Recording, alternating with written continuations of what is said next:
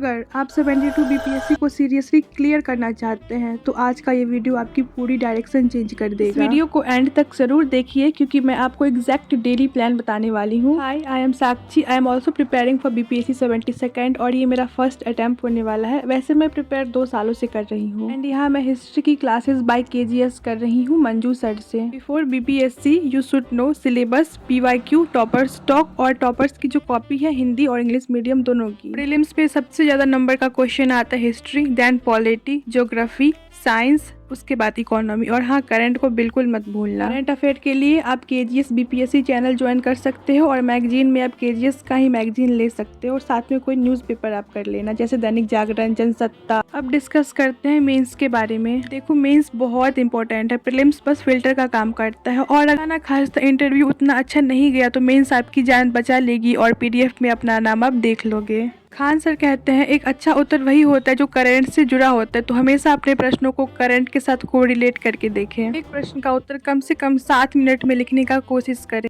उत्तर का अंत हमेशा सकारात्मक होना चाहिए। जहाँ भी जरूरत हो मानचित्र का उपयोग जरूर करें, इंडिया और वर्ल्ड का। और आपको इतना अच्छा तरीके से मानचित्र याद होना चाहिए कि आप आंख बंद करके ड्रॉ कर सकें। कोट्स भी आपके उत्तर में जान डाल सकते हैं, तो कोट्स का इस्तेमाल करना चाहिए। चैनल है positivindia.com, betterindia.com, आप सर्च कर लेना। माध्यम अगर आपका हिंदी है तो वर्तनी गलत नहीं होना चाहिए, लिखावट सुंदर हो तो बहुत अच्छा और ज़्यादा से ज़्यादा आंसर लिखने का प्रयास करना चाहिए क्योंकि आंसर राइटिंग एक आर्ट है और आर्ट हमेशा अभ्यास से आता है। यहाँ मेरा फर्स्ट स्लॉट कंप्लीट हो गया था, देन मैंने खाना खाया और मैं स्टार्ट करूँगी नेक्स्ट स्टडी स्लॉट जिसमें मैं करूँगी करंट अफेयर के। सर 2 दिनों से लगातार क्लास नहीं ले रहे हैं, यहाँ पे मैं उनका मंथली करंट अफेयर का क्लास कर रही हूँ और आपको अगर आज का करना है तो आप यूट्यूब पे प्रशांत तिवारी से कर सकते हैं, वो भी बहुत अच्छा करवाते हैं और मैं भी उन्हीं से करती थी। वो स्टडी IQ चैनल पे पढ़ाते थे बट अब वो ओनली IAS पे पढ़ा रहे हैं। यहाँ मेरा करंट अफेयर का सेशन कंप्लीट हुआ, अब मैं थोड़ी देर रेस्ट करूंगी, देन मैं स्टार्ट करूंगी अपना नेक्स्ट स्टडी स्लॉट जिसमें मैं करूंगी आंसर राइटिंग। दिशा पब्लिकेशन की ये वाली बुक बिगिनर्स के लिए बहुत अच्छी है तो मैंने ये वाली बुक मंगाई है। आंसर इसमें छोटे छोटे बट टू द पॉइंट है और हाँ ये बुक बिगिनर्स के लिए बहुत अच्छी। अगर आपका बेस अच्छा है तो आप केबीसी नैनो पे शिफ्ट कर सकते हैं, देन ये वाली बुक मत लेना। अभी मैं जीएस पेपर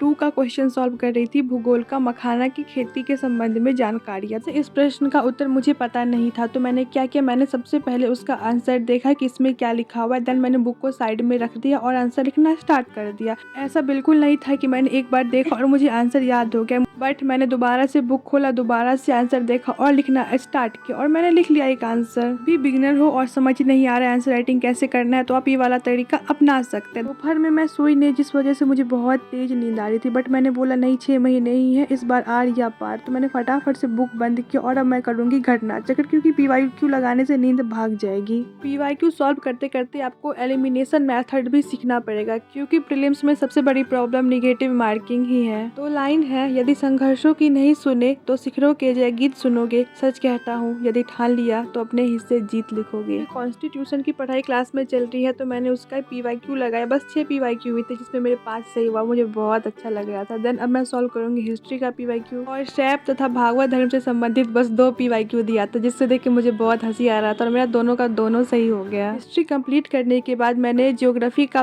पीवाईक्यू लगाना स्टार्ट कर दिया। ज्योग्राफी के कुछ ही टॉपिक है जो बहुत ज्यादा इंपॉर्टेंट है और रिपीटेटिव उन्हीं से क्वेश्चन आते हैं, तो आप उन सभी टॉपिक को जरूर से याद कर लेना। और मेरा ज्योग्राफी का सेशन यहाँ पे एंड होता है और मैंने इतने सारे MCQ लगाए। लगभग 11 बजे तक मैंने सारे मेजर सब्जेक्ट्स कंप्लीट कर लिए जिस वजह से मैं बहुत खुश हूँ। फिर मैंने खाया पास्ता और अब हम स्टार्ट करेंगे अपना नेक्स्ट स्टडी स्लॉट, जी हाँ पॉलिटी का। मैंने शुरू से NCERT का इम्पोर्टेंट आप लोगों को बताया था और देखा आज करण सर भी कितना NCERT पे जोर डाल रहे थे। और ये रही NCERT की बुक, आप लोग क्लास में पूछ रहे थे सर को तो देखो ऐसा ये वाला बुक दिखता है। मेरा 11th का NCERT पहले भी कंप्लीट हो चुका है और मेरे पास बहुत अच्छी तरीके से बनाए हुए नोट्स भी हैं। आपको 73rd BPSC देना है तो आप अभी से 72 का बैच ज्वाइन कर दो और अगर आपको 74 देना है तो आप 73 का बैच ज्वाइन करना। मैं ये नहीं बोल रही हूँ कि सर क्लासेस लेट से खत्म करवाएंगे, बट आपको समझ में नहीं आएगा इतना जल्दी तो अच्छा रहेगा आप 1 साल पहले वाला क्लास ले लो। उन्हें जो दिख रहा है आप उसको कार्टून मत समझना, वो एक व्यंग्य चित्र है जो राजनीति पे कसे जा रहे हैं। पॉलिटी का MCQ लगाओ और धुआं उड़ाओ। सर की बातें मुझे बहुत अच्छी लगती है। वैसे मेरा स्टडी सेशन कंप्लीट हो गया और आपको ऐसे ही स्ट्रेटजी वीडियो देखनी है तो आप चैनल को सब्सक्राइब कर सकते हैं। बाय।